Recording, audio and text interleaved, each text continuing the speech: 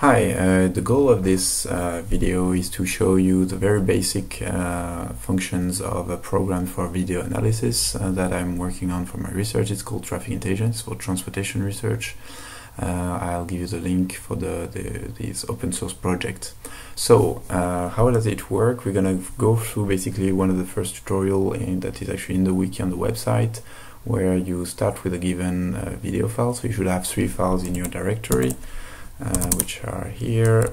Okay, so without caps lock. So there's an AVI file, laureate.avi. There is a configuration file called tracking.cfg, and there's a homography file that you should also download, which is going to project the data from the video space to actual measurements, assuming movement on a ground plane. So how does the program works? There's 2 main functionalities. So assuming you've installed it, here is going to be in my research, then code, and under the traffic intelligence develop project directory, there's a bin subdirectory that contains the executable if everything worked for your when you did the installation. So the next option is a configuration file, which is a positional option. It can be anywhere, but that's a positional. There is no argument, and then the main argument is --tf as tracking features. We're gonna first go use the display option, which will actually display, as its name implies, the tracking that allows us to test that okay, tracking seems to be working okay. We have features, so we remove it. Well, we actually are going to first remove the database file that it started creating, because otherwise it would have trouble starting to write to the same tables, and that's easier that way. And we're going to just use limit the number of frames we're going to process, so that it's quick enough for this video. So we run it for 150 frames, and after it's run, so it's going to display the 50 frame where it is.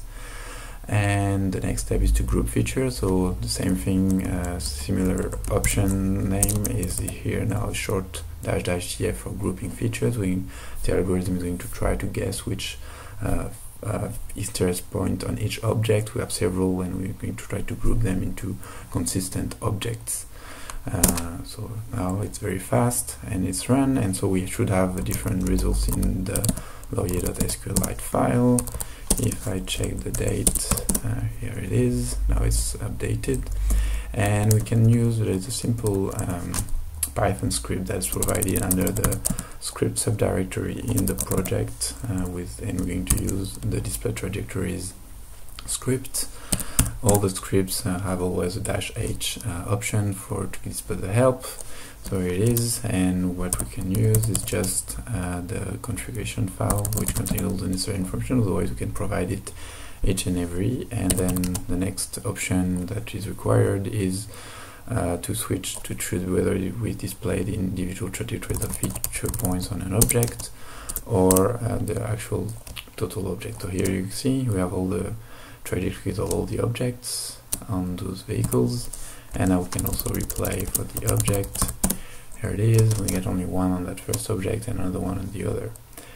And here it is. Thank you for checking. I hope you like it.